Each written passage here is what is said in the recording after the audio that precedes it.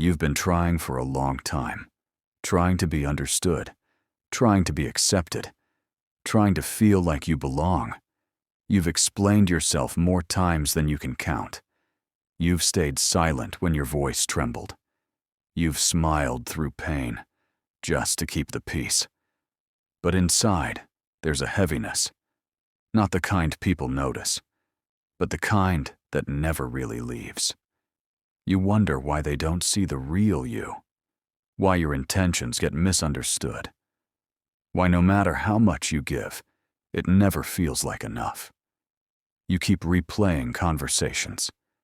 You think about what you could have said differently. You blame yourself for things that weren't your fault. And every time someone turns away, every time you feel unseen, unheard, unloved, it confirms a quiet belief you never chose to believe, but it's always been there. Something must be wrong with me. You try harder. You give more. You shrink yourself so others can feel comfortable. But still, it happens again. Misunderstood. Dismissed. Alone.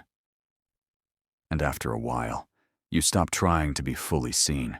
You stop trusting your own feelings. You stop showing your real self. You wear a mask.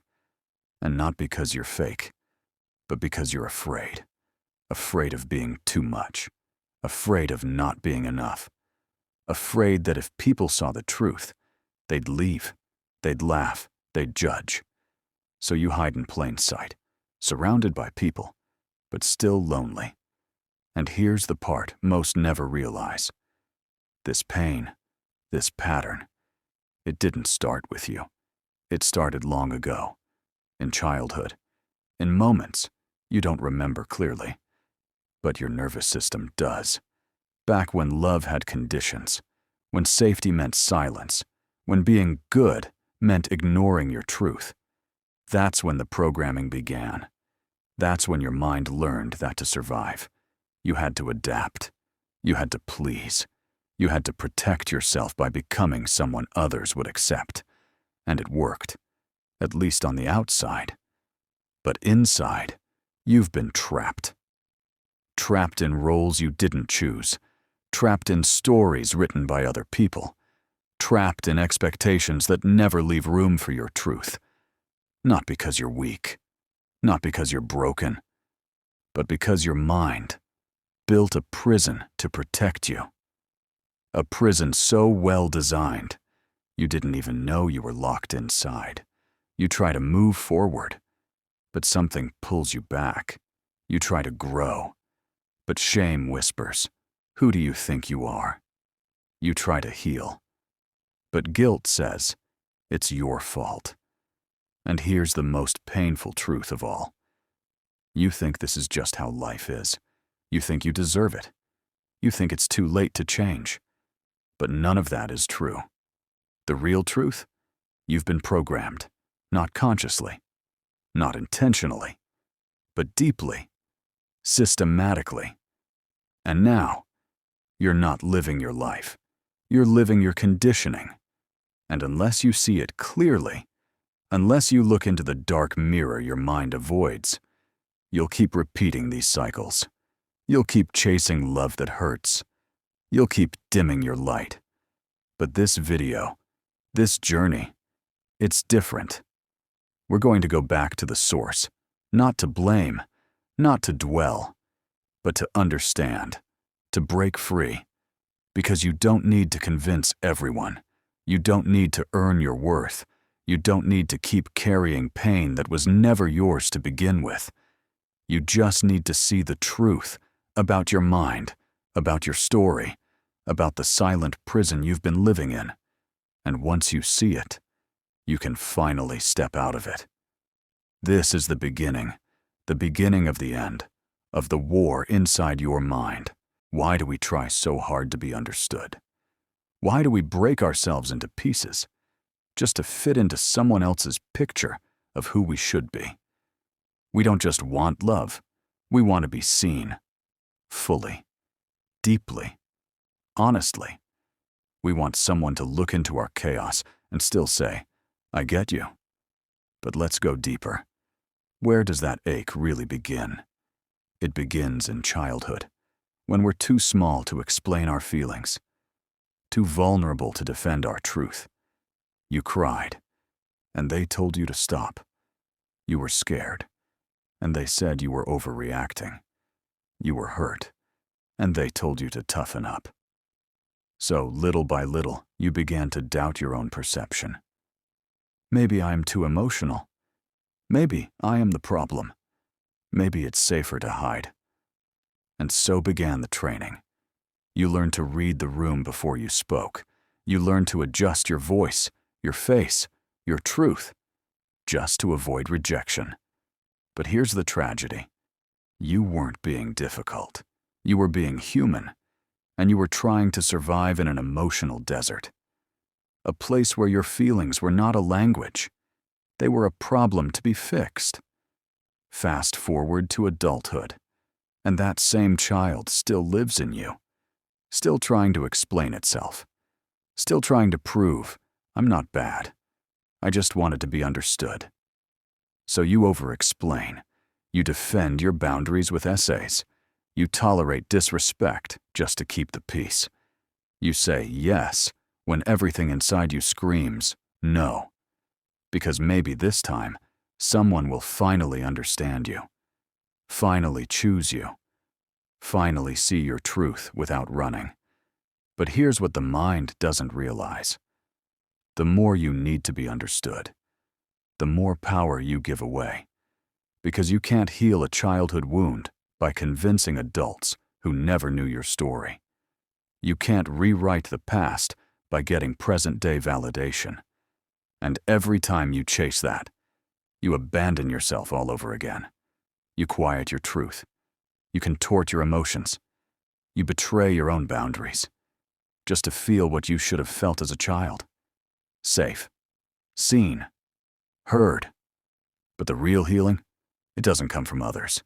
It begins when you start listening to the part of you that still whispers, I'm not being dramatic. I'm not too much. I'm just wounded, and I want to be seen. When you validate your own experience, the need to be understood starts to dissolve, because suddenly, you no longer need the world to give you what you can finally give yourself. Permission to exist exactly as you are. You are not too sensitive. You are not too intense. You are not broken. You are carrying pain that was never unpacked, and now it's time to look at it, hold it, and finally let it go. Because the truth is, you don't need to convince everyone. You just need to stop abandoning yourself. Let me ask you something strange. When was the last time you had an argument? And halfway through, you knew the other person wasn't going to hear you. But you kept going anyway. Why? Why do we push harder even when no one's listening? Because being right isn't just about facts. It's about identity. It's about survival. You see, the mind isn't just trying to prove a point. It's trying to prove its own existence. If I'm wrong, what does that say about me? If they win, does that mean I lose? If they don't agree with me, am I still valid? It sounds irrational, but it's deeply human. Most of us grew up believing that agreement equals safety, that being understood equals worth, that being right equals love. And so we enter this endless loop, trying to correct, explain, fix, and debate, not just ideas, but ourselves. We argue on social media with strangers we'll never meet. We lose sleep over one misunderstood message. We mentally replay the fight in our head, scripting perfect responses to people who never cared in the first place. Why? Because the mind needs resolution. It craves closure. But here's the trap. When your peace depends on being right, you've already lost. You've handed your emotional safety to people who may never understand you, and you're holding yourself hostage to conversations that don't deserve your energy. But let's get more honest. Sometimes we cling to being right not to heal, but to control. Because deep down, The ego is terrified of surrender. It's terrified of saying, "This isn't worth it anymore. This isn't about truth, it's about pain. This isn't helping me grow, it's draining my soul." And so the ego armors up, fights harder, speaks louder, because it fears disappearing if it stays silent. But listen closely. There is a quiet power in not proving your point. There's freedom in walking away without slamming the door. There's peace in not correcting every false story they tell about you. There's strength in knowing who you are, even when no one agrees. You don't have to win every argument. You don't have to finish every debate. You don't have to carry the burden of changing minds that don't want to be changed. You don't need to convince everyone. You just need to stop bleeding for the illusion of being right. Because your peace is more important than their opinion. Every time you try to convince someone who doesn't want to understand, you lose a little piece of yourself. Not loudly, not with fireworks, but silently, internally. It's not just emotional, it's biological. Your nervous system doesn't know the difference between a physical attack and emotional invalidation. When you argue to be heard, to be seen, to be accepted, and the response is rejection, dismissal, or silence, your body reacts like it's being hunted. Heart rate rises, cortisol spikes, muscles tighten, breath shortens, and slowly, you begin to live in a state of chronic tension. You don't just feel misunderstood, you start feeling unsafe in your own skin. You check your phone too often. You rehearse conversations that haven't happened. You avoid eye contact. You stop expressing how you really feel. Not because you're weak, but because your system is tired, exhausted from trying to prove you're not crazy, tired of defending your emotions, worn down by the weight of having to explain yourself again and again and again. You weren't built to be in survival mode every day. But when you're always trying to be understood in a world that misunderstands by default, your nervous system never finds rest. And you know what makes it worse? You start turning on yourself. You begin asking, maybe I am too sensitive. Maybe I do overreact. Maybe I am the problem. Let that sink in. You start doubting your reality, not because you're wrong, but because you've been gaslit by repetition. By constantly having to prove your truth, you begin to forget what truth even feels like. This is the damage, not just fatigue, not just burnout. Identity erosion, emotional numbness, nervous system collapse.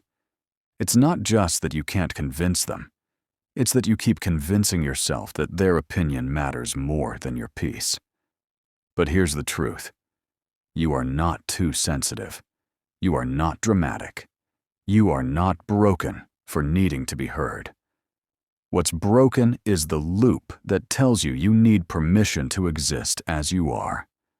And breaking that loop starts by walking away from the people you're still trying to win, not with hate, not with anger, with freedom. Because when you stop trying to convince, you start learning how to listen to yourself. We are raised to believe that walking away means giving up, that silence equals weakness, that choosing not to engage makes you the loser. But what if that's a lie? What if true strength isn't in arguing louder, but in walking away without the need to be understood? Because here's the truth. Some people will never see you, not because you're invisible, but because their eyes are closed.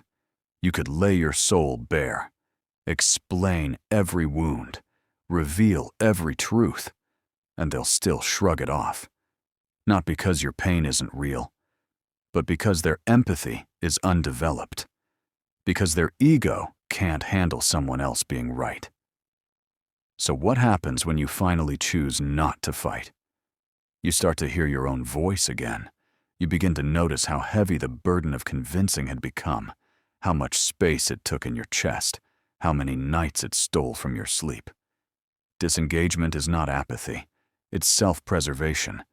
It's recognizing that peace is sometimes more valuable than closure, that letting go of the battlefield can be the first step toward real healing, because the person you need to convince the most is you, that your experience is valid, that your pain was real, that your voice matters, even if no one claps when you speak.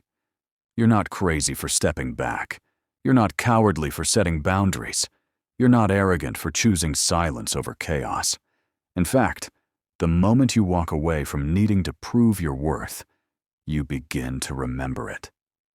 Not by argument, not by applause, but by the quiet, knowing that your peace doesn't require permission. Disengagement is not the end of the story. It's the start of a better one. The one where you are no longer chasing people who refuse to meet you in the middle. The one where you sit with yourself, listen to the silence, and finally hear the voice that's been trying to speak all along. Let's talk about something most people carry but never name: the addiction to being liked.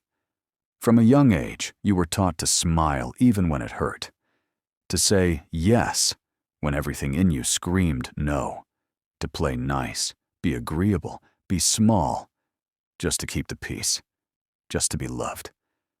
But approval is a drug. The more you get, the more you need. And the cost is you. You laugh when you're not amused. You agree when you feel resistance. You shrink when you were meant to shine. All because deep inside your mind whispers, if they don't like me, I'm not safe. If they leave, I'm not enough. But here's the hard truth. Approval doesn't heal wounds. It only hides them. Because no amount of praise can fix what you refuse to face. So how do you break the addiction? You start by facing the withdrawal. That uncomfortable silence when you stop pleasing everyone. The fear that rises when you say no and mean it.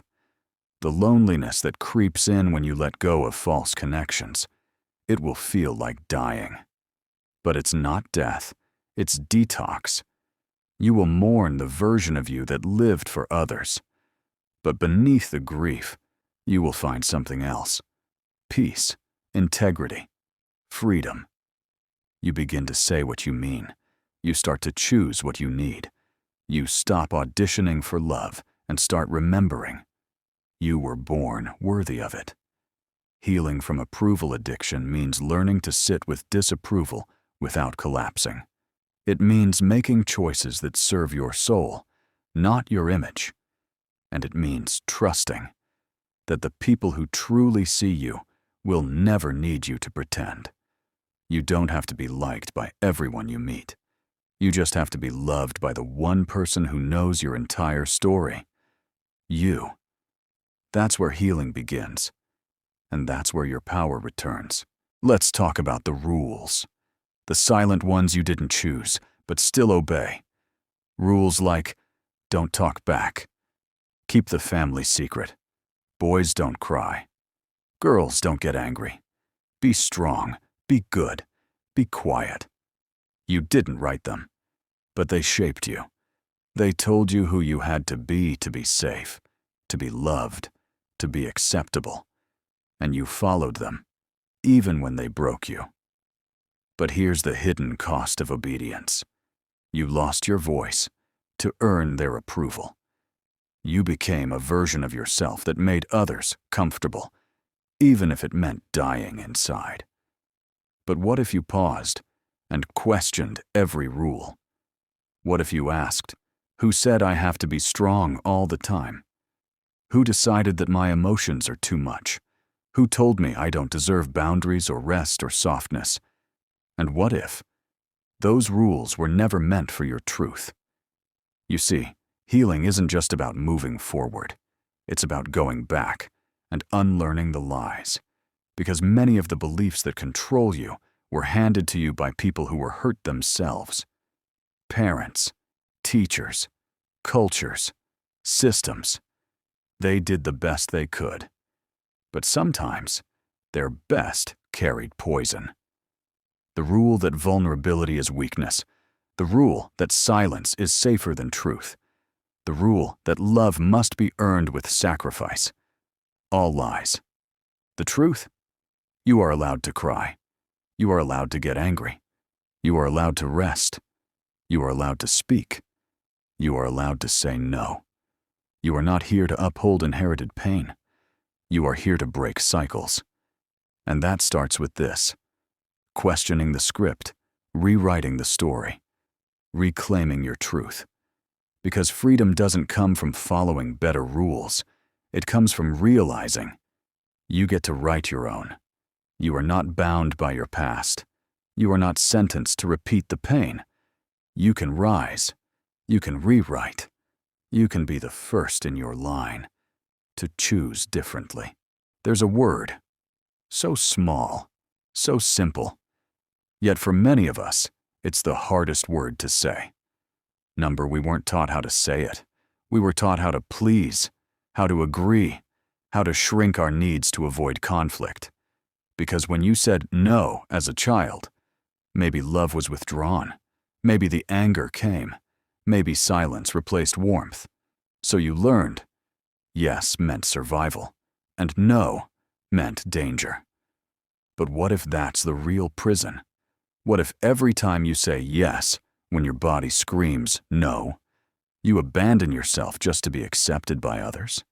And over time, that betrayal becomes normal. You become tired, resentful, overwhelmed, but still smiling. Because somewhere deep down, you fear that if you disappoint others, you'll be discarded. But let's rewrite the narrative. Saying no isn't rejection, it's protection.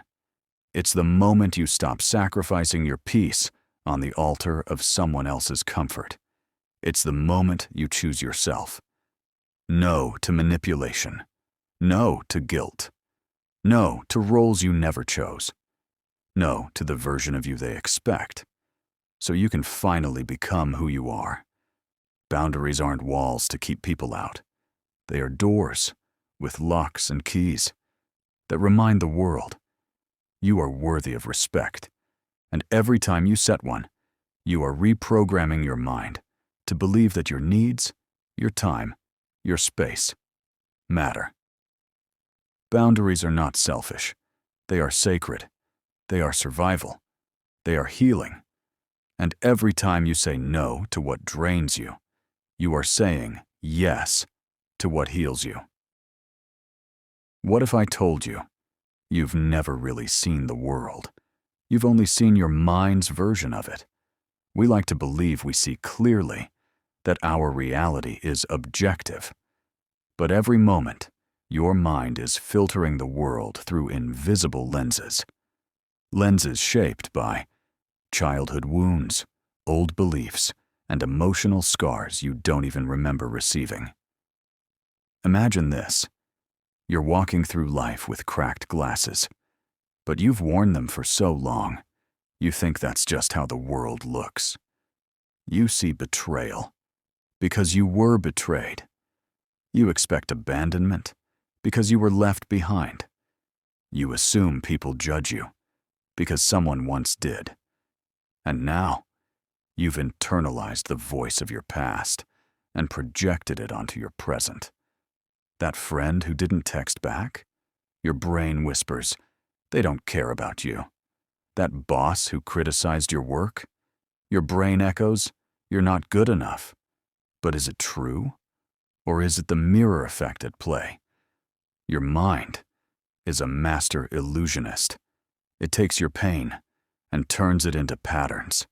It shows you what you fear, not what's real, because it's not trying to hurt you. It's trying to protect you, the only way it knows how, by keeping you in the familiar, even if the familiar is painful. But here's the breakthrough. When you change your inner world, the outer world starts to reflect it back. The moment you begin to heal, you notice the world softens. People seem kinder. Life feels less threatening. Your reflection, less harsh. Because the mirror isn't lying to you. It's simply reflecting what's inside. Change the image, and the mirror changes too. Your mind isn't just reacting to the world, it's creating it. And when you heal what's inside, you free yourself from the prison of distorted perception. Because for the first time, you're no longer looking through the lens of pain.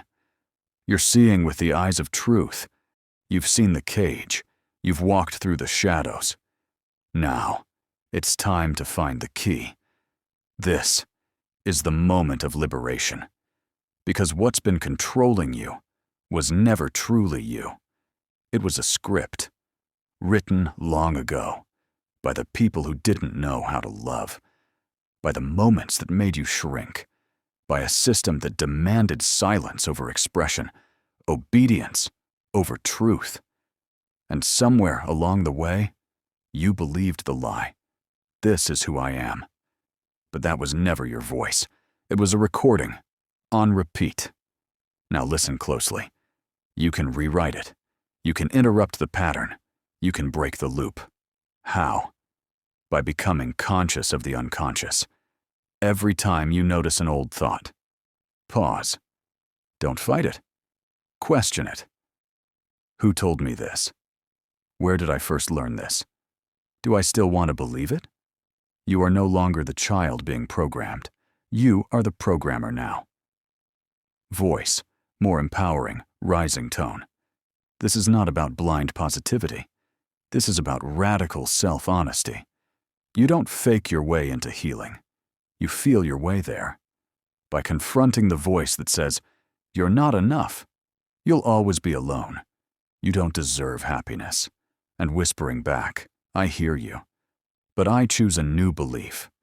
Because every belief is a choice, and you're no longer choosing by default. Here's what they don't tell you. Healing is not about becoming someone new. It's about remembering who you were before the world told you who to be. Before the guilt, before the trauma, before the survival masks. The real you is not broken. The real you has just been buried under layers of protection. But now the armor is heavy. The mask itches, and the script is outdated. So you're letting go, not to destroy yourself, but to return to yourself. From this moment forward, you don't follow the script. You write your own. And for the first time, you are no longer the prisoner. You are the author. What if I told you? Most of what you believe about yourself didn't even come from you. It came from them. From society, from culture, from religion, from media, from generations of people who never questioned the rules. You were trained, conditioned to obey, to conform, to shrink yourself to fit into a mold that was never meant for you. Do you want to know the scariest part? Most people live their entire lives inside that conditioning and never realize it. They call it normal. They call it just how things are. But what it really is a mass hallucination, a collective agreement that says, this is how a good person behaves. This is what success looks like. This is how you should feel, act, love, think. But who decided that? The truth is, you were never meant to fit their image. Your mind has been wearing clothes that never fit your soul. And now, you're taking them off. You're unlearning the lies, that you're only worthy if you're productive, that you need permission to speak your truth, that emotions are weakness, that you must be liked to matter. These ideas aren't facts, they're programs. And like all programs, they can be deleted. The moment you begin to unlearn, you step into your true intelligence, because your mind is not a container for rules. It's a wild, living thing, a force of nature, not meant to obey, but to create. You don't exist to please the system. The system exists because people forgot who they are. So as you question, as you unlearn, you start to see it. The chains were never real. The door was always open. And the only thing keeping you inside was belief. Now you know better. And when you know better, you don't stay in cages that no longer exist. You've lived your whole life inside your mind. But what if I told you, you are not your mind. You are the one observing it. You are the quiet presence, watching the thoughts arise. You are the awareness beneath the emotions. You are the stillness beneath the storm. You are not the fear. You are the one witnessing the fear. You are not the anger. You are the one feeling it, noticing it, releasing it. This realization changes everything, because now you have power. The power to pause before reacting. The power to notice when old wounds whisper lies. The power to respond from clarity, not pain. This is the moment you begin to awaken. Awakening isn't dramatic. It's not lightning or fire. It's subtle. It's simple. It's the moment you stop and say, that's not me. That's just a thought, and I don't have to believe it. That's the day the prison doors open, and you step out. Not with rage, but with gentle knowing. And once you become the observer, no lie can control you. No old belief can define you. No pattern can trap you. Because now, you see it. You've awakened, not into someone new, but into who you've always been. The observer. The awareness. The self beyond the story. And that self is free. Here's a truth that stings, but also sets you free. Not everyone will understand you, and they're not supposed to. As you change, grow, heal, you will begin to feel separate from the version of you that used to fit in. And people around you, family, friends, even those you love deeply, may look at you and say, you've changed. You're distant. You're overthinking. What happened to you? And the truth is, they're right. You did change. You're becoming more conscious, more self-aware, less reactive, more honest. And that honesty, that awareness, it can be uncomfortable for those still trapped in their own patterns. They're not bad people. They're not your enemies. They're just not ready. Not ready to face their wounds. Not ready to question their beliefs. Not ready to walk the path of inner work that you've chosen. And that's okay, because your healing isn't about convincing them. Your evolution isn't a group project. It's a personal journey, a sacred transformation. And the truth, you don't need to convince everyone. You don't need to be understood to be real. You don't need approval to be free. Keep walking your path. Keep doing your inner work. And let your transformation speak louder than words. Some will follow. Some will fall away. But you will be at peace. And that peace is worth everything. There is a moment in the healing journey when you stop fighting, you stop running, you stop needing to be fixed. And in that moment, something shifts. You realize you were never broken, just conditioned, programmed, wired for survival, not joy. You begin to accept the pain, the confusion, the unmet needs, the people who couldn't love you the way you needed. You stop demanding answers from the past. You stop rewriting every memory to make sense of the chaos. And instead, you surrender. Not in defeat, but in power. You surrender to the flow of life, to the idea that not everything has to be understood, that peace doesn't come from control. It comes from presence, from being here, in this moment, with this breath, without chasing, without resisting. It's in surrender that we find real power, because we are no longer at war with ourselves. We are no longer chasing perfection, no longer begging others to validate our worth, no longer building a life on fear. We're just here, alive, awake, free. You are not here to prove your worth. You are here to remember it, to live it, to embody it. This is your truth. This is your freedom. This is the life that begins when the war ends. So now you know. You've walked through the dark corridors, faced the hidden forces. You've peeled back the layers of fear, of programming, of pain. you've realized something crucial. The power wasn't out there. It was always within you. Your subconscious mind is no longer a mystery. It's no longer the unseen puppet master pulling strings behind the curtain. Now, it is a tool, a weapon, a mirror, and you are the master. You don't have to repeat old patterns. You don't have to chase love. You don't have to seek validation. Because now, you understand the why behind your pain, the how behind your behaviors, and the who behind the mask you wore for so long. And with understanding comes power. You can rewrite the code. You can choose the thought. You can pause the reaction. You can shift the belief.